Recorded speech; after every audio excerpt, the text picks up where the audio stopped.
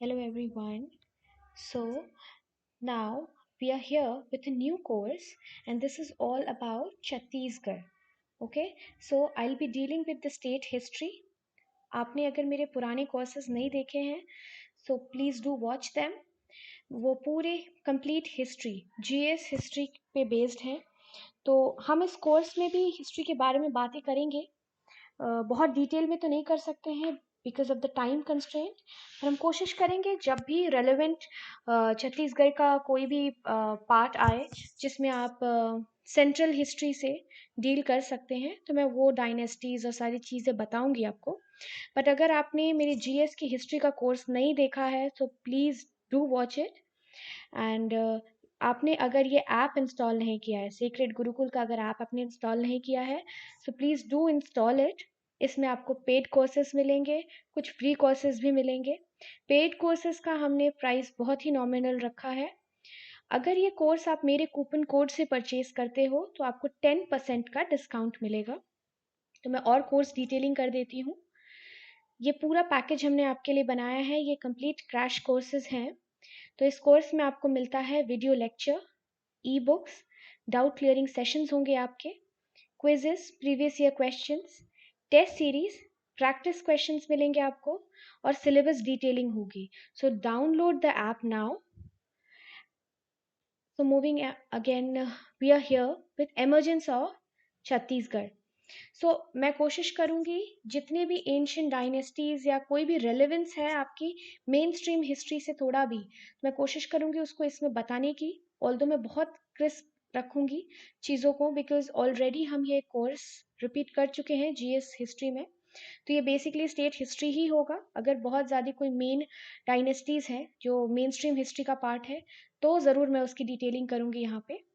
सो मेरे साथ बने रहे and do watch this video completely. So now पहले बात करते हैं कि छत्तीसगढ़ का एमर्जेंस, ये वर्ड छत्तीसगढ़ कैसे पड़ा. तो बहुत लोग ऐसा कहते हैं कि अलग अलग नोशंस हैं, सबके अलग अलग थ्योरी हैं. तो किसी लाइक छत्तीसगढ़ वैसे बेसिकली कहो तो जो लिटरेचर है, word Chhattisgarh in literature was first used in 1487. तो लिटरल टर्म जो छत्तीसगढ़ है उसको यूज कब किया गया है? 1487 में. 1487 में किससे? बाय चरण पोएट दलराम राव. सो दलराम राव के द्वारा छत्तीसगढ़ जो वर्ड है, लिटरल वर्ड है, उसको फर्स्ट टाइम 1487 में यूज किया गया है. और ये इस समय पे किंग कौन थे? इस समय राजा कौन थे? लक्ष्मी निधि राय. और ये कहाँ के? खैरागढ़ के किंग थे. तो सारे ओल्ड नेम्स जो है मैंने लास्ट स्लाइड के एंड में रखा है. सारे ओल्ड नेम और उनके न्यू नेम क्या है और उसके साथ छत्तीसगढ़ का मैप है. तो वो हम एंड में पढ़ेंगे जब हम एक बारी आप कलेक्ट करते जाओ जितने भी आपको नेम्स मिले, कौन से प्लेसेस कहाँ पे है वो हम सब देखेंगे. सो किंग ऑफ खैरागढ़ हैं आपके लक्ष्मी निधि राय, जिनके पीरियड में 1487 में छत्तीसगढ़ का लिटरल टर्म यूज हुआ है, छत्तीसगढ़ नाम यूज हुआ है. और किस पोएट के द्वारा? दलराम राव के द्वारा. अब नॉमेनक्लेचर छत्तीसगढ़ का और भी जगहों पे यूज किया गया है और कई जगहों पे अलग अलग तरह से हम छत्तीसगढ़ को देखते हैं. जैसे कि काउंटिंग गर्स, गढ़ को काउंट करना. ये जो छत्तीसगढ़ में गढ़ का जो वर्ड है, गढ़ का जो मीनिंग है, दैट इज काउंटिंग ऑफ गढ़. So at the time, 12 villages were formed, one Baraha, 7 Barahas. So basically one Garh and thus 36 Garh. तो छत्तीसगढ़ 36 गढ़ फॉर्म हुए हैं एंड इसीलिए हम कहते हैं कि छत्तीसगढ़. तो छत्तीसगढ़ का नाम पड़ा है बाई काउंटिंग ऑफ द गर्स. तो ये भी एक थियरी है, ये एक थियरी है. दूसरी क्या थियरी है? जो हमारे आर्कियोलॉजिस्ट हैं जेडी वलगए, इनके हिसाब से 36 कॉबलर्स थे और वो किस फैमिली को बिलोंग करते थे? जरासंध किंगडम को बिलोंग करते थे. वो बेसिकली साउथ में शिफ्ट हो गए एंड उन लोगों ने अपने 36 सेपरेट हाउसेस बनाए, 36 सेपरेट हाउसेस बनाए वहीं पे जरासंध किंगडम में. और लेटर ये 36 हाउसेस क्या कहलाने लगे? छत्तीसगढ़ कहलाने लगे। सो बहुत सारी थियरीज हैं नॉमेनक्लेचर के बारे में कि छत्तीसगढ़ का नाम छत्तीसगढ़ क्यों पड़ा। तो कभी कभी क्वेश्चन पूछ देता है, और कुछ कुछ डेट्स तो आपको याद रखने पड़ेंगे, no matter how. Then Chhattisgarh की प्री हिस्टोरिक एज में क्या क्या रोल था, क्या क्या चीज़ें हुई, वो हम देखते हैं। So now pre historic age main stream history जो है वो मैंने एंशिएंट इंडिया पार्ट 1 में बना रखा है, आप प्लीज़ उसे देख ले, पुराने स्लाइड्स नहीं देखे हैं तो। सो नाउ सी, तो पहले हम देखते हैं कि ओल्ड हिस्ट्री में पेलियोलिथिक एज में क्या क्या हुआ, और कुछ कुछ इंपॉर्टेंट डिस्ट्रिक्ट्स देखेंगे। तो एजेस कैसे बनते हैं? पेलियो, पेलियोलिथिक, पेलियो का मतलब क्या होता है? पेलियो मीन्स होता है old, and lithic means stone. So basically old stone age, पुराने पत्थरों के बारे में बात हो रही है। तो जाहिर सी बात है बहुत ज़्यादा शार्प नहीं होंगे, बड़े बड़े बाउल्डर्स होंगे, क्योंकि इनिशियली वो जो टेक्निक है वो उतनी समझ नहीं आई लोगों को। फिर पेलियोलिथिक एज को 3 तरह से बांटा जाता है, लोअर, मिडिल एंड अपर। उसमें धीरे धीरे चॉपर, क्लीवर, धीरे धीरे शार्प होने लगते हैं स्टोन्स, स्टोन का यूसेज शार्प होने लगता है। इसी टाइम पे आपको नेग्रिटो रेस मिलेगा इंसान का, नेग्रिटो रेस। क्वार्ट्जाइन मेन मिलेंगे आपको, क्वार्ट्ज की चीज़ें मिलेंगी, क्वार्ट्जाइट मेन। तो ये सारी चीज़ें आपको पेलियोलिथिक एज में मिलती है, इसकी डिटेलिंग पुराने कोर्सेज में है। देन आप देखते हो मेसोलिथिक एज। मेसोलिथिक एज में माइक्रोलिथ्स मिलते हैं आपको, माइक्रोलिथिक एज भी बोलते हैं इसको। माइक्रोलिथ छोटे छोटे पत्थर होते हैं, बहुत शार्प होते हैं, 3 mm साइज के होते हैं। सो माइक्रोलिथ्स मिलते हैं आपको मेसोलिथिक एज में। एंड देन डोमेस्टिकेशन स्टार्ट हो जाता है, डोमेस्टिकेशन स्टार्ट हो जाता है। Then neolithic age, neolithic age ये न्यू स्टोन एज, न्यू मतलब न्यू, न्यू स्टोन एज। इस टाइम पे आप देखोगे एग्रीकल्चर, फार्मिंग कम्युनिटीज आ जाती हैं। पहले तो हंटर एंड गैदरर थे, अभी फार्मिंग कम्युनिटीज आ जाते हैं। एंड देन आप देखते हो कैल्कोलिथिक एज। जब हम वर्ल्ड में पढ़ते हैं तो हम कैल्कोलिथिक एज नहीं पढ़ते हैं, पर इंडिया सेंट्रिक में कैल्कोलिथिक बहुत इंपॉर्टेंट हो जाता है, क्योंकि इसको हम कॉपर एज कहते हैं। इस समय आपको कॉपर के टूल, बहुत सारे टूल कॉपर्स के मिलेंगे आपको, ठीक है। और इसी के साथ साथ बीचों बीच एक एज आता है आपका megalithic age. Megalithic age basically हम लोग बरियल से डिराइव करते हैं। मेगालिथिक एज जो है वहाँ पे आपको बहुत तरह के बरियल्स मिलेंगे। सो आप सबसे पहले देखोगे महानदी और Singhbhum, Singhnagar sorry, Mahanadi and Singanpur Raigarh district में है। छत्तीसगढ़ के रायगढ़ डिस्ट्रिक्ट में Mahanadi area, obviously Mahanadi river आप देख रहे हैं, एंड सिंगनपुर, ये रीजन जो है आपका पेलियोलिथिक स्टोन एज से काफ़ी ज़्यादा चर्चे में रहा है, जब भी आप छत्तीसगढ़ की हिस्ट्री पढ़ोगे तो। देन आप देखते हो मिडिल एज, मिडिल एज मतलब मेसोलिथिक एज के टाइम में आप कुछ इंप्लीमेंट्स देखोगे, काबरा हिल जो रायगढ़ में है वहाँ पे। देन लेटर पेलियोलिथिक पीरियड में आप देखते हो महानदी वैली, धनपुर जो कि बिलासपुर में है, और सिंगनपुर जो आपका रायगढ़ में है। देन अर्जुनी दुर्ग में, तिराम रायगढ़ में, एंड राजनंद गांव। तो ये सारे साइट्स हैं, याद रखनी बहुत इंपॉर्टेंट है, एग्जाम में पूछे जाते हैं। तो इसमें लेटर पेलियोलिथिक इम्प्लीमेंट स्टोन्स मिले हैं आपको। देन आप मेगालिथिक भी देखोगे छत्तीसगढ़ में। मेगालिथिक मॉन्यूमेंट्स आपको कहाँ कहाँ मिले हैं? सो ये आपको एक माइनिंग साइट पे मिलेगी, धनोला में, धनोला में आपको मेगालिथिक मॉन्यूमेंट्स मिलेंगे। फिर उसके बाद आपको बहुत सारे रॉक स्कल्पचर्स भी मिले हैं प्री हिस्टोरिक पीरियड के, जहाँ पे जैसे आप म्यूजियम्स में वो सारी चीज़ें रखी हुई हैं। म्यूजियम आपका एक सिंगनपुर में है, कोबरा हिल रायगढ़, चितबा दुनोगरी एट दुर्ग, बसजा झर ओनेगा, कर्मागढ़ एंड लफागढ़, ये सारे म्यूजियम्स हैं, फेमस म्यूजियम है, जहाँ पे आपको बहुत सारे रॉक के स्कल्पचर्स, जो प्री हिस्टोरिक रॉक स्कल्पचर्स हैं वहाँ पे मिल जाएंगे। तो म्यूजियम्स के नाम याद रखेंगे। Then moving next, Chhattisgarh was also known as Kushal, Kaushal या महाकौशल, साउथ कौशल एंड दंडकारण्यक। दंडकारण्यक तो हम ज्योग्राफी के स्टूडेंट्स भी पढ़ते हैं, दंडकारण्यक प्लेट्यू, दंडकारण्यक प्लेट्यू। तो वो कहाँ, हम उड़ीसा के और छत्तीसगढ़ पे ऐसे इस तरह हॉरिजॉन्टली देखते हैं, दंडकारण्यक प्लेट्यू। सो इसको छत्तीसगढ़ को पुराने इस नाम से भी जाना जाता है। तो छत्तीसगढ़ के बहुत सारे नॉमेनक्लेचर हैं, 2 हम ऑलरेडी थियरी में पढ़ लिए हैं, ये तीसरा आपका है। देन इसको क्या बोला जाता है? Land of Mahakalantar in world of Aryans. Land of Mahakalantar in the world of Aryans. So land of महाकलंतर।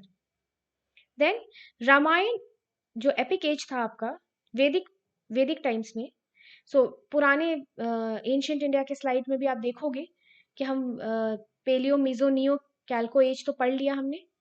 Paleo meso neo कैल्को as, तो कैल्को एज को बोला गया कॉपर एज।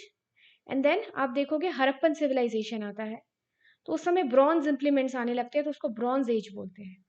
पर अभी तक आपको आयरन की एविडेंसेस नहीं मिलेंगे। It is only with the coming of वैदिक एज, जिसको आयरन एज बोला जाता है, जब आपको आयरन की डिस्कवरी होती है। तो ये पूरी डिटेलिंग, कोर्स डिटेलिंग आपकी एंशियंट इंडिया के स्लाइड्स में है, तो आप प्लीज उसको देख लीजिएगा। सो वैदिक एज में छत्तीसगढ़ को बहुत सारे नामों से जाना गया। कौशल, महाकौशल, साउथ कौशल, दंडकारण्यक। देन उसको लैंड ऑफ महाकलंतर बोला जाता है वर्ल्ड ऑफ आर्यंस में। वैदिक एज को आर्यन एज भी कहते हैं। Aryans were the people, nomadic people ऐसा कहते हैं, सेंट्रल एशियन ट्राइब्स थे जो बाहर से आए थे। देन ड्यूरिंग रामायण एपिक, आप देखोगे कि वैदिक एज को एपिक एज भी कहा जाता है। आपकी फेमस रामायण एंड महाभारत इस समय पे लिखी गई है। तो रामायण एपिक में क्या कहा जाता है छत्तीसगढ़ को? छत्तीसगढ़ को सदर्न कौशल रीजन के नाम से जाना गया है। तो छत्तीसगढ़ का मेंशन किस एपिक में है? रामायण एपिक में है। तो क्वेश्चन आते हैं ऐसे, एक देख लेते हैं question. What was the ancient name of Chhattisgarh? देखो क्वेश्चन आ गया, साउथ कौशल। कंफ्यूज नहीं होना है, नॉर्थ ईस्ट वेस्ट में साउथ कौशल कहते हैं इसको, या महाकौशल कहेंगे। Okay, moving next. अब 6th सेंचुरी बीसी देखते हैं। अब हमने देख लिया वैदिक एज। वैदिक एज के बाद आप देखोगे कि अब यहाँ ब्रह्मैनिकल डोमिनेंस बहुत बढ़ गया है। आप देखोगे वैदिक एज में कास्ट कॉन्शियसनेस तो नहीं है ऐसा, लेकिन वर्णा, ऑक्यूपेशन बेस्ड वर्णा डिवीजन हो चुका है। आप देखोगे पुरुष सूक्ता में आपका लिखा हुआ है 4 वर्ण है, ब्राह्मण, क्षत्रिय, वैश्य, शूद्र। इसी नॉमिनोलॉजी में यूज होते हैं, ब्राह्मण, क्षत्रिय, वैश्य, शूद्र। तब क्या है, ब्राह्मणिकल डोमिनेंस बहुत बढ़ गया है, सैक्रिफाइसेस होते हैं, तो ब्राह्मण्स बहुत डोमिनेटिंग पोजीशन ले रहे हैं। बट किंग क्या थे? किंग तो क्षत्रियास थे। तो 2 डोमिनेटिंग कास्ट है, और तो किंग कैसे ये बर्दाश्त कर लेंगे कि ब्राह्मण उनको डोमिनेट कर रहे हैं? तो ये ब्राह्मण और क्षत्रिय कॉन्फ्लिक्ट आप देखते हो, जिसकी वजह से 6th सेंचुरी बीसी में आपका क्या आ जाता है? बुद्धिज्म और जैनिज्म का राइज हो जाता है, नए रिलीजन। बेसिकली आप देखोगे जो बुद्धा है ना, गौतम बुद्ध, वो क्षत्रिय ट्राइब को बिलोंग करते थे। और जैनिज्म के भी महावीर जो है वो भी क्षत्रिय थे। तो आप देख सकते हो ब्राह्मण और क्षत्रिय का जो टसल था, उसकी वजह से नए रिलीजन आ रहे थे। इसके बहुत सारे रीजन है। आप जब डिटेल में देखोगे एंशिएंट इंडिया के स्लाइड्स, तो आपको मिलेगा कि कई बार ऐसा हुआ कि इतने डोमिनेटिंग लोग थे, और फिर इतने बैटल्स हो रहे थे, इतने सैक्रिफाइसेस हो रहे थे, वायलेंस हो रहे थे, कि लोग पीसफुल रिलीजन चाहते थे। और जो वैश्य शूद्र लोग थे, वो लोग भी चाहते थे कि हम भी कास्ट लैडर में राइज करें। तो अब यहाँ पे क्या था कि बुद्धिस्ट और जैन संघ जो था ना, संघ में कोई भी मेंबर बन सकता है, कोई भी कास्ट का मेंबर बन सकता है, कोई भी वर्ण का मेंबर बन सकता है। तो फिर इनको लिए तो अच्छा था कि हम भी राइज करेंगे लैडर में, तो इसीलिए सब सपोर्ट कर रहे थे न्यू रिलीजन के लिए। तो 6th सेंचुरी बीसी में आप क्या क्या देखते हो छत्तीसगढ़ में? Oldest Buddha Vihar and Buddha temple Chhattisgarh में मिलेंगे आपको। यहाँ पे नए टाउनशिप्स आ रहे थे, बड़े बड़े टाउनशिप बनना शुरू हो गए थे। आप हड़प्पन सिविलाइजेशन जब देखते हो ना, हड़प्पन सिविलाइजेशन एक अर्बन सिविलाइजेशन था, पर इस सभ्यता का अंत हो जाता है। एंड उसके बाद वैदिक एज आता है, जो कि रूरल सिविलाइजेशन था। यहाँ पे आपको नॉर्मैड्स और पैस्टरलिस्ट्स दिखेंगे। उसके बाद बड़े बड़े टाउनशिप आते हैं, जिनको नाम दिया जाता है जनपद और महाजनपद। तो महाजनपद क्या है और जनपद क्या है? Janapada, jan means people, jan means people, and pad means where they set their foot first. So where they set their foot, पैर को बोलते हैं पद। सो बेसिकली इसका मतलब यह है कि जहां पे वो सेटल हो गए। अभी क्या था कि पहले हंटर एंड गैदरर्स थे आपके पैलियोलिथिक एज में, फिर धीरे धीरे न्यूलिथिक एज में एग्रीकल्चर फार्मिंग कम्युनिटीज आ गए। फिर आप देखते हो कि हड़प्पन सिविलाइजेशन एक मिसफिट है, बीच में आता है, जो कि अर्बन सिविलाइजेशन है, पर ये अंत हो जाता है इसका। फिर वैदिक एज में आप देखते हो कैटल, कैटल बहुत इंपॉर्टेंट हो जाता है। अभी तक लैंड इतना इंपॉर्टेंट नहीं था, कैटल जो गऊ थी, गविष्ठी और ये सब का होता है, तो कैटल को वेल्थ माना गया है। देन लेटर वैदिक एज में धीरे धीरे आपका लैंड और इस सब पे बैटल स्टार्ट होती है, प्रॉपर्टी यानी है। बेसिकली आप देख लोगे कि अब लोग सेटल होने लगे हैं, एग्रीकल्चर है तो क्रॉप ग्रो होने के लिए टाइम लगता है, तो लोग वहां पे रुकने लगे, सेटल होने लगे। तो जो हड़प्पन सिविलाइजेशन इंडस से शुरू हुई थी वो अब गंगा पे आ चुकी है, गंगा वैली के आसपास सेटल होने लगे। कोई भी सभ्यता हमेशा रिवर से स्टार्ट होती है क्योंकि वहां पे फर्टाइल लैंड होता है। सो अब लोग सेटल होने लगे, तो धीरे धीरे अब टेरिटरी और टाउनशिप बनाने लगे, फोर्टिफिकेशंस करने लगे, तो महाजनपद और जनपद बनते हैं, बड़े बड़े टाउन्स बनते हैं। तो there were 16 mahajanapada in entire India during 6th century BC.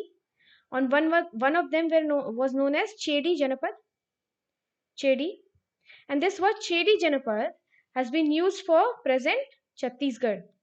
जो चेडी था वो छत्तीसगढ़ के लिए यूज किया जाता है। सो बेसिकली आपके जो 16 महाजनपद थे उसमें आप देखोगे मगध, काशी, कुसाल, श्रावस्ती, वत्स, मत्स्य, वज्जी, मल्ला, चेडी, देन तो इस तरह के आप देखोगे कंबोज, गांधार, ये इंडिया के बाहर के हैं।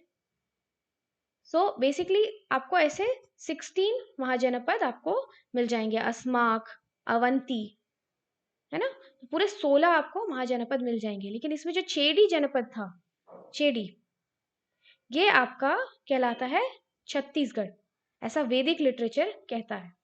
सो ये आपको 5वां नॉमेनक्लेचर मिला है। ऑलरेडी हमने 2 थ्योरी डिस्कस कर ली, एंड हमने वैदिक एज में भी उसको क्या कहते थे, लैंड ऑफ कलंतर और साउथ कोसाल, ये साउथ कौशल देख लिया है। ये 5th नॉमेनक्लेचर है, चेदी जनपद। Then one of the historical conclusion is that the word Chhattisgarh is misspelled of Chedisgarh because Kalchuri king were Chedia Vanshya and their kingdom was known as Chedigarh.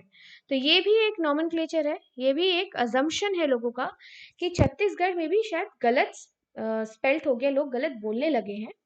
ये basically चेडीसगढ़ था क्योंकि Kalachuri king जो यहाँ पे थे, वो फेमस डायनेस्टी थी Kalachuri dynasty, वो आप देखोगे एमपी में भी, एमपी और छत्तीसगढ़ 2000 में डिवीजन हुआ है, तो ऑलमोस्ट काफी फेमस किंग जो है वो शेयर करे हैं टेरिटरी। तो कलचुरी जो डायनेस्टी थी उसके वो चेडियाई वंशी थे, चेडी वंश के थे, और उनका किंगडम जो था उसको कहते थे चेडीगढ़। तो इसीलिए छत्तीसगढ़ को वो कहा जाता है कि चेडीसगढ़ से ओरिजिन हुआ है। तो इतना 6 अपने नोमेनक्लेचर देखा। नाउ देखो, अब बहुत सारे रूलर्स आपको मिलेंगे इन डायनेस्टीज में। जैसे आपको मिलेगा मौर्य डायनेस्टी के लोग, सातवाहन्स मिलेंगे आपको, वाकाटक मिलेंगे, गुप्ता मिलेंगे, बहुत तरह के। अब इनके आप इनके पर्टिकुलर डायनेस्टी भी देखोगे, नाल, सुरप्रिय, पांडुवंशी, सोमवंशी, कलचुरी, नागवंशी, तो ये सारे आपको मिलेंगे छत्तीसगढ़ में। देन कॉइन्स भी आपको मिलेंगे यहाँ पे, कॉइन्स के बारे में भी हम डिटेल में बात करेंगे। रिकॉर्ड्स मिलेंगे आपको, ब्रॉन्ज के मेटल्स मिलेंगे आपको, और कुछ और आर्कियोलॉजिकल एविडेंसेस भी मिलेंगे जो हम आगे के नेक्स्ट स्लाइड्स में देखेंगे। So Kalachuri rulers have ruled over here for longest period. तो सबसे लॉन्ग टाइम तक कौन सी डायनेस्टी रही है, कलचुरी डायनेस्टी, और ये चेडिया वंशी थे ये। Hiuen Tsang was a Chinese traveller जो कि साउथ कोशाल में 609 बीसी में आया है, और साउथ कोशाल हम लोग छत्तीसगढ़ के लिए, हम ऐसा अजम्पशन है कि south Koshal was Chhattisgarh only. So Hiuen Tsang भी इसके बारे में लिखते हैं अपने अपने टेक्स्ट में। Then ancient architecture of Chhattisgarh, तो अब कुछ पुराने छत्तीसगढ़ के आर्किटेक्चर्स देखते हैं। सिताबेगा केव, ये अर्लीस्ट एग्जाम्पल है थिएटर आर्किटेक्चर का। कहाँ पे है, रामगढ़ हिल्स छत्तीसगढ़ में। छत्तीसगढ़ में जो रामगढ़ हिल्स है वहां पे सिताबेगा केव्स हैं। ये मौर्यन पीरियड को बिलोंग करते हैं। सो मौर्यन पीरियड अगर आप पुराने स्लाइड्स देखोगे तो आपको पता चल जाएगा, जब एंशियंट डायनेस्टी शुरू हुई थी तो आपने देखा 16 महाजनपद आए। 16 महाजनपद में मगध जो था सबसे डोमिनेटिंग था। क्यों? एक तो इसका ज्योग्राफिकल भी बहुत ज्योग्राफिकली रिवर्स के कॉन्फ्लुएंस पे था, तो पानी की कमी नहीं थी। दूसरा कि एकदम रिवर के बीचों बीच था, तो आसपास से लोग जल्दी अटैक नहीं कर सकते थे, फोर्टिफाइड था, हिल्स से सराउंडेड था, सो जल्दी अटैक मगध पे हो नहीं पाता। सो इसीलिए मगध डोमिनेटिंग किंगडम बन जाता है। मगध पे बहुत सारे डायनेस्टीज आते हैं। हरण्यक डायनेस्टी आती है। सो हरण्यक डायनेस्टी के बहुत सारे इंपॉर्टेंट रूलर्स हैं, जैसे बिंबिसार हैं आपके। बिंबिसार बेसिकली राजगृह का निर्माण करते हैं। देन अजात शत्रु हैं। अजात शत्रु आप जब फर्स्ट बुद्धिस्ट काउंसिल पढ़ेंगे 483 बीसी, उसको कंडक्ट किए हैं। इन्होंने भी राजगृह में फोर्ट बनाया है, फोर्टिफाई किया था राजगृह को। फिर उसके बाद उदाइन आपको मिलेंगे। उदाइन ने पाटलिपुत्र का निर्माण किया और अपना कैपिटल राजगृह से पाटलिपुत्र में शिफ्ट किया। उसके बाद हरण्यक डायनेस्टी के बाद अब एक और मगधन डायनेस्टी है, शिशुनाग। शिशुनाग ने क्या था बेसिकली अवंती को ओवरथ्रो कर दिया था, अवंती को अपने में शामिल कर लिया था, अवंती राष्ट्र को। शिशुनाग के जो फाउंडर हैं, शिशुनाग खुद हैं, उन्हीं के नाम पे डायनेस्टी है। उनको सक्सीड करते हैं काल अशोक। काल अशोक आप सेकेंड बुद्धिस्ट काउंसिल में देखेंगे, जो कि आपकी वैशाली में हुई है। फर्स्ट वाली आपकी हुई थी राजगृह में, जो कि अजात शत्रु किए थे। उसके बाद आप देखोगे नंदा डायनेस्टी। नंदा डायनेस्टी में सबसे इंपॉर्टेंट रूलर है महापद्म नंदा। इनको कहा जाता है first empire builder in history, Mahapadma Nanda को। देन उसके बाद आप देखोगे लास्ट रूलर्स हैं कुछ धनानंद। और धनानंद को अब ग्रीक टेक्स्ट में देखोगे अग्रेनिम, जेंड्रेनिम ऐसे करके उनका नाम है। ठीक है। उसके बाद आप देखोगे बहुत सारे ग्रीक मैसेडोनियन इन्वेजन्स होते हैं। तब आप देखोगे कुशान्स, कुशान्स के जो इम्पोर्टेंट पहले फाउंडर तो आपके कजुला कटफिसिस हैं, फिर इम्पोर्टेंट किंग है कनिष्क। देन आप पार्थियंस देखोगे या पल्लवास, गोंडोफर्नन्स बोलते हैं उनको। देन उनके फाउंडर को। देन शाकास या साइथियंस, उनके फेमस किंग है रुद्रदमन, नहापना। देन इंडो ग्रीक्स आते हैं। तो ये आपके फॉरेन इन्वेजन्स हैं। देन उसके बाद आते हैं आपके मौर्यास। मौर्यास में सबसे इंपॉर्टेंट है आपके 6th सेंचुरी बीसी में मौर्यास आते हैं। बेसिकली 3rd सेंचुरी से 6th सेंचुरी में आपके मौर्यन पीरियड का निर्माण हुआ है। सो बेसिकली इसमें फेमस किंग है आपके चंद्रगुप्त मौर्य, जिनको एंड्रोकोटस भी बोला जाता है। देन उसके बाद आप देखोगे उसी समय मेगस्थनीज और बहुत सारे रीडर्स, मतलब आप देखोगे लिटरेचर्स भी आए हैं, मिलिंद पन्ना, देन अर्थशास्त्र, बुद्धचरित। तो उसके बाद आप देखोगे बिंदुसार इंपॉर्टेंट है, जिनको मित्रोकेट्स भी बोला जाता है। एंड देन आप देखोगे कि बृहद्रथ लास्ट इनके रूलर रहे हैं। सो डिमेकियस भी एक एम्बेसडर है। क्वेश्चन आ जाता है कई बार डिमेकियस और डैरियस में लोग कंफ्यूज हो जाते हैं। सो डिमेकियस जो है वो आपके एम्बेसडर है सीरिया के, और वो आए हैं आपके ये बिंदुसार के टाइम में।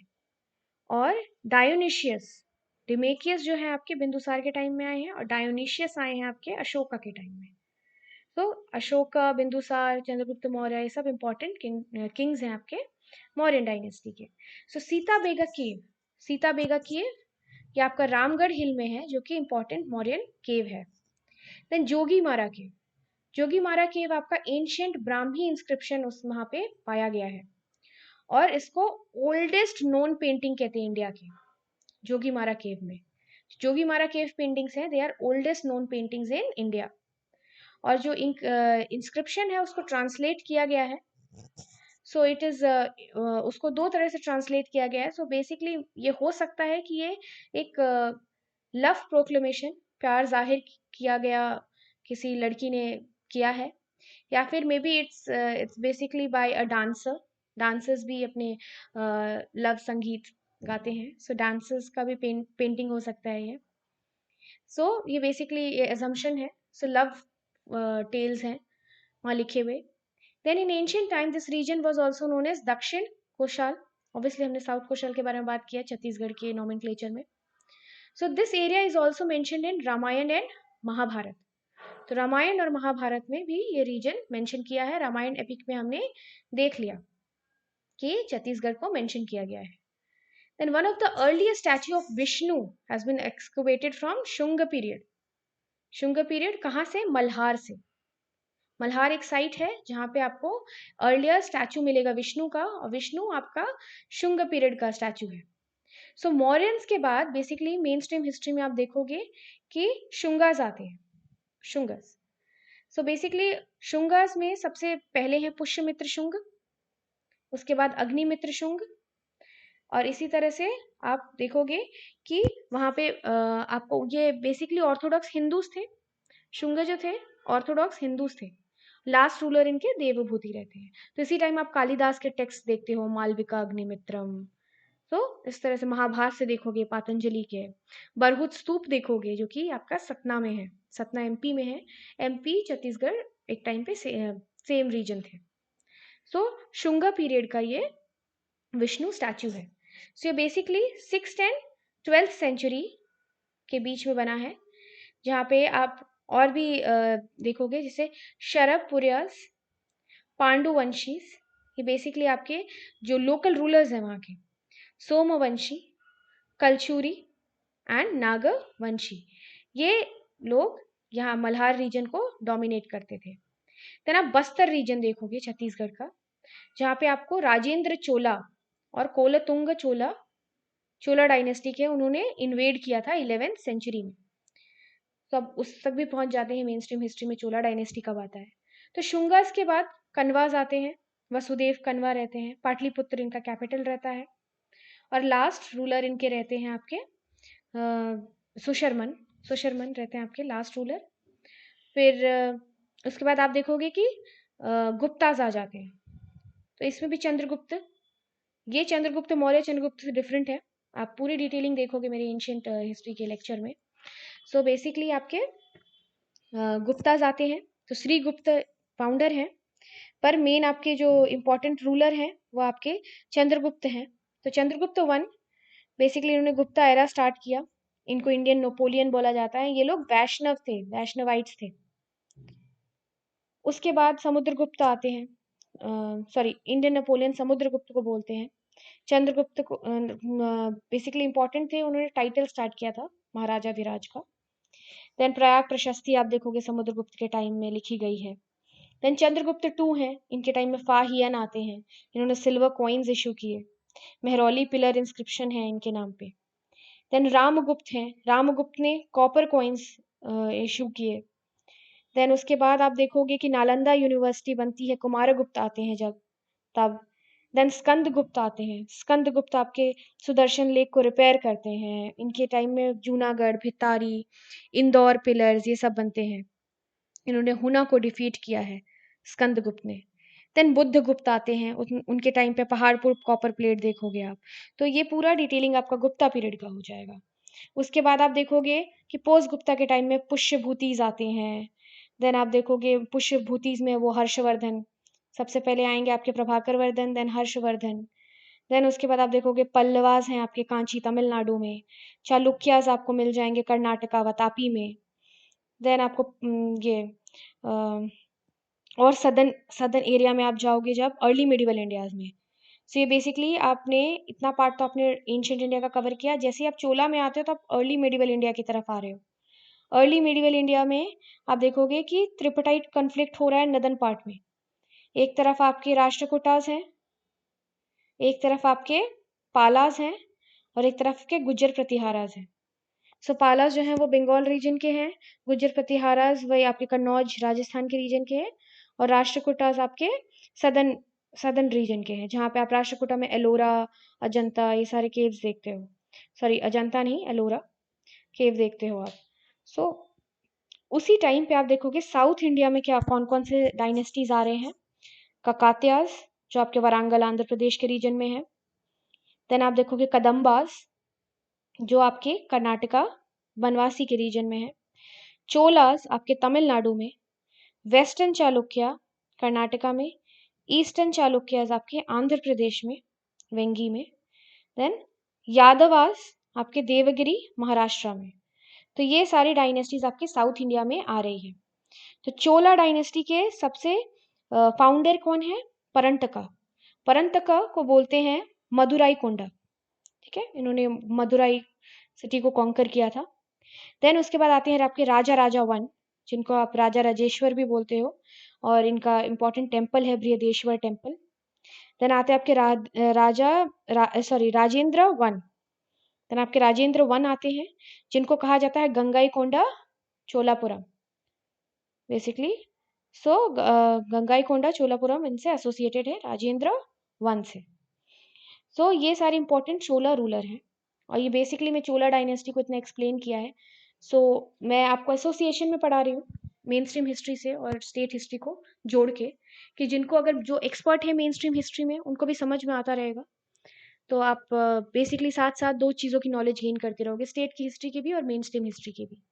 सो चोला डायनेस्टी में बस्तर रीजन आपका इंपॉर्टेंट हो जाता है, क्योंकि Bastar region of Chhattisgarh was invaded by Rajendra Chola one and Kulottunga Chola one. Moving next, आप देखोगे टेम्पल्स देखोगे छत्तीसगढ़ में। सो टेम्पल आर्किटेक्चर यूजुअली आप सदर्न साइड से स्टार्ट हो जाता है, टेम्पल आर्किटेक्चर। सो आप नगरा और द्रविड़ा स्टाइल और वेसरा स्टाइल देखते हो। नगरा स्टाइल होते हैं नॉर्थ इंडिया में, द्रविड़ा स्टाइल होते हैं साउथ इंडिया के टेम्पल, और बेसिकली वेसरा स्टाइल जो होता है वो मिक्स्ड होते हैं, Nagara and Dravida mixed. So the temple of Chhattisgarh state are depicted in the form of architectural design. तो इनके डिफरेंट डिफरेंट आर्किटेक्चरल डिजाइन थे। Art of building the temple in Chhattisgarh state was started during the reign of Sarabhpuri. Sarabhpuri आपके local ruler थे वहां के। 5th century में आपका basically temple building start हुआ है छत्तीसगढ़ में 5th सेंचुरी में। सो द टेम्पल ऑफ देवरानी एंड जेठानी, देवरानी एंड जेठानी बेसिकली ये I think I am not really good with Hindi. देवरानी एंड जेठानी होंगे आपके दो ब्रदर्स की वाइफ्स। जेठानी would be like Elder brother की वाइफ, एंड देवरानी वुड बी यंगर ब्रदर की wife. So the temple of देवरानी एंड जेठानी इन तालाग्राम, तालाग्राम बिलासपुर में है जगह, वहां पे आपको देवरानी एंड जेठानी टेम्पल मिलेगा। ये प्रीलिम्स के लिए $100 क्वेश्चन है, आ जाते हैं। And it is the oldest temple of Chhattisgarh, Chhattisgarh का सबसे ओल्डेस्ट टेम्पल है। Then the construction of stone cutting temples, stone cutting temples भी स्टार्ट हो गया आपका कब से? कलचुरी रेजीम से, कलचुरी रूलर के रेजीम से स्टार्ट हो गया है। Pali, Janjgir, Boramdev, Arang, Barsur are some of the important temples. Temples के नाम याद करते रहे, क्वेश्चन पूछ देता है। Pali, Janjgir, Boramdev, Arang, Barsur. Then the construction of Baramdev temple was done by Nag dynasty of Kavardha. Local ruler है नागवंशी, नाग डायनेस्टी ऑफ कवर्धा, इन्होंने बरमदेव टेम्पल बनाया। The Nag dynasty of Chakrakot constructed following temples. तो चक्रकोट की जो नाग डायनेस्टी थी उसने कौन कौन से टेम्पल बनाए? Shiva temple of Barsur, then temple of Mama Bhanja, Mama Bhanja uncle and nephew, Mama भांजा।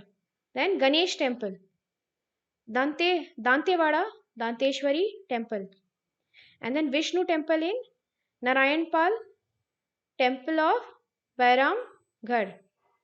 सो इतने सारे टेम्पल्स बने आपके नाग डायनेस्टी ऑफ चक्रकोट के रेजिम में। Then Chhattisgarh has produced an astonishing example of effigy. Effigy क्या होते हैं? पुतले, जो स्टैच्यूज होते हैं, एफईजी मेकिंग।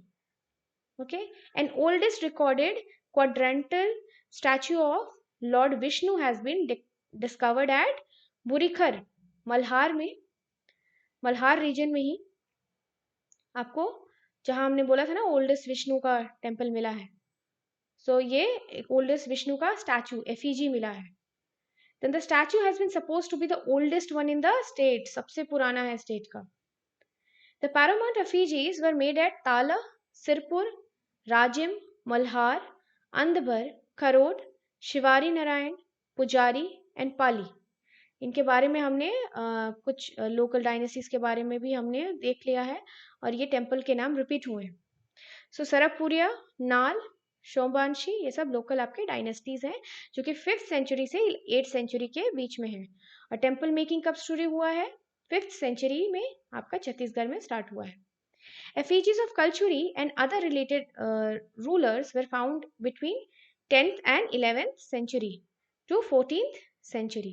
So 10 से 11 से 14 तक आपके पूरे effigies बने हैं। effigies मतलब पुतले, कलचुरी डायनेस्टी के अंदर में।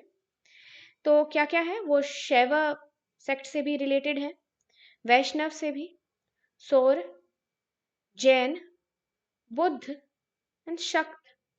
सो Janjgir, Shivari, Narayan Malhar, Kharod, Ratanpur, Pali, Tummar, Sirpur, Rajim, Arang, Kotgarh and Adbhar are the places where effigies are found. तो प्लेसेस के नाम याद रखिए, लास्ट की एक स्लाइड होगी जहां पे हम ओल्ड सिटीज और न्यू नेम्स याद करेंगे। So Dantewada is the main centre of Nag dynasty. Naga dynasty, Nagas की मेन सेंटर था दांतेवाड़ा। तो ये बेसिकली स्टैचू है बस्तर में। The tall and huge statue of ideal Devi Maa Dantewadi, दांतेश्वरी। ये बेसिकली गणेश स्टैचू आपको मिलेगा। दंतेश्वर किसको बोलते हैं? गणेश को ही बोलते हैं। तो Ganesh statue of Barasur, Harihar, Hiranyagarbh, Pitamah statue of Bairamgarh and the statues preserved in Jagdalpur museum. Jagdalpur museum में ये सारे स्टैचूज मिलेंगे आपको। Now the statue of Parshvanath. Parshvanath आपके ये तीर्थंकार हैं, Jain tirthankar. Sheetalnath presently kept in Jaina temple of Raigarh और they are found at Arang, Arang में मिलते हैं। And the statue of 3 monkeys found during the Gond period, found during the Gond period. Now see, ancient coins in Chhattisgarh. अब कुछ coins भी देख लेते हैं. So the pre-Mauryan Empire coins were found at Tarapur, Orang and Udela. Roughly about 12 rati weight. तो इनका weight कितना था? 12 rati. Rati is a measurement. So कहाँ पे? Tarapur, Orang and Udela. So which is the sign of 5 with a circle covering the sign of 4 elephant. So इसे आई की तरह एक साइन है एंड 4 एलिफेंट्स बने हैं इस कॉइन में and a pair of bull with cart are engraved. तो बुलोक कार्ट बुल्स के साथ बना हुआ है उसमें। नाउ मौर्यन पीरियड के जो कॉइन्स हैं वो कहाँ पे मिले हैं? अकालतरा, तथारी, बार एंड बिलासपुर। सो यहाँ पे आपको मौर्यन पीरियड के कॉइन्स मिलेंगे। देन फिर सातवाहन के कॉइन मिले हैं आपको मल्हार में। तो सातवाहन का नाम आया है तो हमको और डिटेलिंग कर लेनी चाहिए। सो बेसिकली जब मैं आपको ग्रीक इन्वेजन्स बताया, Greek and Macedonian invasion after Mauryas, तो मौर्यास के बाद आपके आते हैं शुंगर्स। तो उसी टाइम आप साउथ इंडिया में जब देखोगे, शुंगा वगैरह तो नॉर्थ एंड ईस्ट इंडिया के पार्ट हो रहे थे, पाटलिपुत्र अराउंड रीजन में थे, सेंट्रल इंडिया बेसिकली कह दो। तो सदर्न, ये बेसिकली आप कहो कि सदर्न इंडिया तरफ या वेस्ट एंड साउथ तरफ क्या हो रहा था? वेस्ट, साउथ, ईस्ट, नॉर्थ की तरफ नहीं, लोअर पार्ट में क्या हो रहा था? तो उस समय आप देखोगे महाराष्ट्र के रीजन में सातवाहन आते हैं, इनको आंध्रास भी कहा जाता है। तो सातवाहन आते हैं जहाँ पे आप देखोगे कि बेसिकली इनका कैपिटल था प्रतिष्ठान, जो कि मॉडर्न डे महाराष्ट्र में है। सिमुक इनके फाउंडर थे। इनके फेमस किंग है गौतमी पुत्र सतकर्णी। सो बेसिकली ये लोग लैंड ग्रांट्स के लिए जाने जाते थे। मेटर्नल बहुत इनके ये सारे के सारे के मेटर्नल नेम्स थे। हमेशा आप देखते हो कि फादर के नाम पे रखते हैं ये लोग। गौतमी पुत्र, गौतमी मदर है, तो इनके मेटर्नल नेम्स थे। तो आप देखोगे कि यहाँ पे इंपॉर्टेंट कौन कौन से सिटीज हैं? नासिक, कन्हेरी, कार्ले, अमरावती, नागार्जुन कोंडा, सारे इंपॉर्टेंट सिटीज हैं यहाँ पे। सो बेसिकली ये अमरावती स्कूल ऑफ आर्ट जो था, बेसिकली चित्रकला अमरावती की, ये सातवाहन के टाइम में स्टार्ट हुई। देन आप देखोगे उड़ीसा में, उसी समय उड़ीसा में क्या हो रहा था? कलिंगाज आए, या इनको खरावेल्स भी बोलते थे। इस समय हाथी गुम्पा इंस्क्रिप्शन आता है। देन उसके बाद आप उसी समय देखोगे संगमेरा के बारे में आपको बताया जाएगा, डिटेलिंग होगी। जब 1st to 3rd सेंचुरी में संगमेरा, वो इनिशियल संगम टेक्स्ट नहीं, जो बहुत पुराने थे वो नहीं। संगमेरा की जो डायनेस्टी थी चेरा चोला पांड्यास। चेरा थे आपके केरला तमिलनाडु रीजन में, वज्जी। देन चोला उरैयूर के थे जो कि तमिलनाडु में है, एंड पांड्यास आपके मदुराई में थे जो कि तमिलनाडु में है। तो डीप साउथ के ये हो गए। उसके बाद आप देखते हो कि सातवाहन जो थे ये बेसिकली ओवरथ्रोन हो जाते हैं किनसे, वाकाटाकस से एंड इक्ष्वाकुस से। सो बेसिकली ये सातवाहन भी कंटेम्प्ररी थे शुंगर्स और इनके, बस अलग रीजन में थे। सो कॉइन ऑफ सातवाहन कहाँ मिलता है आपको, मल्हार में मिलता है। देन रोमन कॉइन्स भी मिले हैं, कुशान के भी कॉइन मिले हैं। जब मैं आपको ग्रीक और मैसेडोनियन इन्वेजन पढ़ा रही थी तब मैंने आपको कुशान के बारे में बताया था। सो कुशान्स बेसिकली कजुला कटफिसिस इनके फाउंडर है, और इनके फेमस किंग है कनिष्क। कनिष्क ने साका एरा स्टार्ट किया था। साका एरा 78 एडी में स्टार्ट हुआ था। ये हमारे गवर्नमेंट ऑफ इंडिया भी इस कैलेंडर को यूज करते हैं। देन आप देखोगे चरक संहिता चरक ने लिखी है, वासुमित्र आते हैं, अश्वघोष हैं। सो बेसिकली गांधारा और मथुरा आर्ट जो है वो साका कुशान पीरियड में आया है। अमरावती तो हम जब सातवाहन के बारे में बात की तब मैंने बताया आपको। सो बेसिकली पूरी डिटेल में आपको मेरी एंशिएंट इंडिया के स्लाइड में मिल जाएगा। So now Roman and Kushan coins are found from Chakarbera, ये बिलासपुर में है चाकर बेरा। आपको रोमन कॉइन्स और कुशान कॉइन्स मिल जाएगा। फिर गुप्ता कॉइन्स आपको कहाँ मिल जाएगा, बानबरद दुर्ग रीजन में है। Then the coin of local dynasties like Sharabhpuriya, Nal, Pandu dynasty and Kalachuri dynasty, ये भी आपको मिलते हैं इनके लोकल जो छत्तीसगढ़ की डायनेस्टी है, इनके भी कॉइन्स आपको मिलेंगे। And the remnants of coin and seal are found in Malhar और सिरपुर, यहाँ पे आपको कॉइन्स और सील्स मिलेंगे। और स्टैचू जो है बल्केश्वरी देवी, बल्केश्वरी मेड ऑफ स्टोन स्टैचू है, यह आपको मिलेगा बिलासपुर में। फिर आप देखते हैं छत्तीसगढ़। अब थोड़ा हमने डिस्कस कर लिया है चोला के बारे में। चोलास तब हम अर्ली मिडिवल इंडिया तक पहुंच गए थे। सब अर्ली मिडिवल इंडिया में आप देखोगे जब हम मेन स्ट्रीम हिस्ट्री पढ़ते हैं तो हम टर्किश इन्वेजन के बारे में पढ़ते हैं। सो आप जब इंडिया टर्किश इन्वेजन एक्सपीरियंस कर रहा है दैट मीन्स छत्तीसगढ़ में भी हो रहा होगा कुछ फॉरेन इन्वेजन मिडिवल एजेस में। तो क्या क्या आप देखते हो कि कुतुब शाह जो है उन्होंने अटैक किया है बस्तर को। मुगल एम्परर जहांगीर के बारे में देखते हैं आप, खलजीज के बारे में देखते हैं आप। सो बेसिकली ये सब अटैक हो क्यों रहे थे? So it is assumed that once upon a time this state was full and flourished with agriculture and trade. So जो लैंड था वो पूरा एग्रीकल्चर से फुल था और डायमंड ट्रेड होता था यहाँ पे। जैसे एमपी का जो पन्ना रीजन है वो डायमंड के लिए आज भी नोन है। सो डायमंड ट्रेड यहाँ पे बहुत इंपॉर्टेंट था और एलिफेंट्स बहुत सारे थे यहाँ पे। तो ये इतने रिच रिसोर्सेस थे, इस वजह से ऑब्वियसली कोई भी अटैक हो बिना फायदे के तो होता नहीं है। सो इसीलिए ये फॉरेन अटैक्स यहाँ पे हो रहे थे।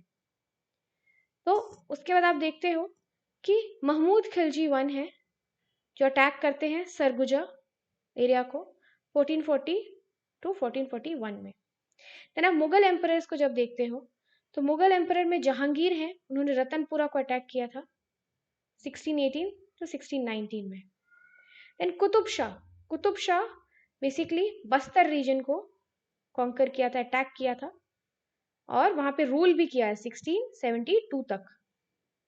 तो ये आप मेडिवल एजेस में देखते हो। तो जब हम बात करते हैं अर्ली मेडिवल इंडिया की तो हम देखते हैं कि बहुत सारे सल्तनत बने। तो क्या क्या कौन कौन से बने? स्लेव डायनेस्टी आई। पहले तो आप देखते हो महमूद ऑफ गजनी आते हैं, उसके बाद मोहम्मद घोरी आते हैं आपके। तब आप मोहम्मद घोरी का देखते हैं राजपूत प्रिंसिपैलिटीज से उनका झगड़ा होता है, देन पृथ्वीराज चौहान को वो मार के जयचंद को भी खत्म करते हैं वो। सो मोहम्मद घोरी के बाद आप देखोगे स्लेव डायनेस्टी आ जाती है, दिल्ली सल्तनत, दिल्ली कॉन्कर हो जाता है। स्लेव डायनेस्टी ऐबक के साथ शुरू होती है, Aibak then Iltutmish then Razia and then Balban, ये रूलर्स आपके स्लेव डायनेस्टी के हैं। देन उसके बाद आप देखते हो स्लेव के बाद कौन आते हैं? खलजीज। खलजीज में आपके महमूद खलजी, देन आपके अलाउद्दीन खिलजी, ये कुछ इंपॉर्टेंट खिलजीज हैं। देन आप देखते हो तुगलक्स आते हैं, घियासुद्दीन तुगलक, मोहम्मद बिन तुगलक एंड देन आप देखते हो फिरोज शाह तुगलक, ये सब इंपॉर्टेंट आपके तुगलक्स हैं। फिर सैयद्स और लोधीस भी आते हैं, तो वो उतने इंपॉर्टेंट नहीं है, इतने डिटेल में नहीं पढ़ाऊंगी, इंपॉर्टेंट तो है खैर, पर आप वो मेरे डिटेल स्लाइड्स जब देखोगे तब पढ़ना। सो इतने सारे डायनेस्टीज आपके दिल्ली को कॉन्कर किए हुए थे। तो ये तो दिल्ली, तो ये तो नॉर्दर्न पार्ट की बात होगी। सदर्न पार्ट में क्या हो रहा था? सदर्न पार्ट में आप देखोगे विजयनगर किंगडम आता है, तो वहां पे हरिहर और बुक्का, यहाँ पे ऑलमोस्ट 4 डायनेस्टीज आती हैं, सुलवा, तुलवा, अराविडु। 3 डायनेस्टीज आपकी विजयनगर की हुई और चौथी आपकी बहामनी किंगडम है। विजयनगर डायनेस्टी में संगम डायनेस्टी जो था उसमें हरिहर और बुक्का फाउंड किए हैं उसको। देन आप देखते हो सुलवा। सुलवा किंगडम में कौन कौन है? आप देखोगे कि इस टाइम पे आप देखोगे सुलवा नरसिम्हा, इन्होंने आपका सुलवा किंगडम फाउंड किया। संगम डायनेस्टी में ही आप देखोगे कि आप हरिहर, बुक्का, देवराया 1 एंड देवराया 2, ये लोग आपके संगम डायनेस्टी के हैं। बहुत कंफ्यूज करते हैं साउथ इंडिया में, इसलिए आपको नाम एटलीस्ट मेंशन कर रहे हैं। सुलवा में सुलवा नरसिम्हा, तुलवा में वीर नरसिम्हा फाउंडर है। कृष्ण देव राया जो है इंपॉर्टेंट, वो किसके हैं? तुरवा डायनेस्टी के हैं। इनके टेक्स्ट है अमुक्य मल्यदा, अमुक्त मल्यदा, जम्बावती, कल्याणम, है ना। एंड देन उसके बाद अच्युत देव राय है। देन अराविडु डायनेस्टी, जिनके जो फाउंडर है तिरुमला। उसके बाद इसको कॉन्कर करते हैं बहमन शाह, जो कि बहमनी किंगडम, या हसन गंगू भी इनका नाम है, और अपना कैपिटल गुलबर्ग बनाते हैं, कि कर्नाटका में है। फिर लेटर ये सेवरल डिफरेंट तरह के रीजनल डायनेस्टीज आ जाते हैं। ये आपके बहामनी ही टूट जाते हैं, बिरार, बीजापुर, अहमदनगर, गोलकुंडा, विदार, ये सारे किंगडम में चेंज हो जाते हैं। देन आप देखते हो दिल्ली सल्तनत आपकी जो है वो, तो उसके उसका तो एंड हो ही गया है, और सदर्न इंडिया में भी आपका बहमन शाह से एंड हो गया है। सो बेसिकली आप उसके बाद आप देखोगे कि अब हम वेस्ट के बारे में बात करें तो हम मराठास के बारे में बात करेंगे, तो वो उतना ज़्यादा अभी हम डिटेल में जा नहीं सकते। सो ऑल इन ऑल आप मिडिवल इंडिया का इतना रोल है आपका छत्तीसगढ़ में। देन आप देखते हो कुछ ओल्ड नेम्स हैं छत्तीसगढ़ के। सो बेसिकली हम मराठास और ब्रिटिश, जो एंग्लो मराठा जो कॉन्सेप्ट है, वो हम नेक्स्ट लेक्चर में पढ़ेंगे। वो मॉडर्न इंडिया का लेक्चर होगा, छत्तीसगढ़ का रोल मॉडर्न इंडिया में एंड इंडियन नेशनल मूवमेंट में छत्तीसगढ़ का क्या रोल है। जैसा कि मैंने आपसे प्रॉमिस किया स्लाइड के स्टार्टिंग में ही कि हम ओल्ड नेम्स के बारे में ज़रूर पढ़ेंगे। तो ओल्ड नेम जो है आपका भरमकोट, चक्रकोट और दंडकारण्यक रीजन, ये आपका मॉडर्न डे बस्तर है। बस्तर आप मैप में देख सकते हो, ये मैप स्पेशली मैंने आपके अंडरस्टैंडिंग के लिए लगाया है, Bastar region. Then Kanker, Kanker modern day Kanker, Kanker region है आपका मॉडर्न डे, ये वाला रीजन बस्तर से ऊपर जो है। यहाँ पे कंक नगरी ककरेया, ये रीजन को कंकेर बोलते हैं। धर्मतरिया धमतारी रीजन है, कंकेर के ऊपर ही है धमतारी रीजन, धर्मतरिया बोलते हैं इसको। शिहवा, शिहवा मेचका शिवा, मेचका शिवा को मॉडर्न डे शिवा ही बोलते हैं। देन उसके बाद आप देखोगे दुर्ग, दुर्ग रीजन को शिव दुर्ग या दुर्ग बोला जाता है। सो ये दुर्ग है आपका, दुर्ग बस्तर नाम हमेशा साथ में लिया जाता है, दुर्ग।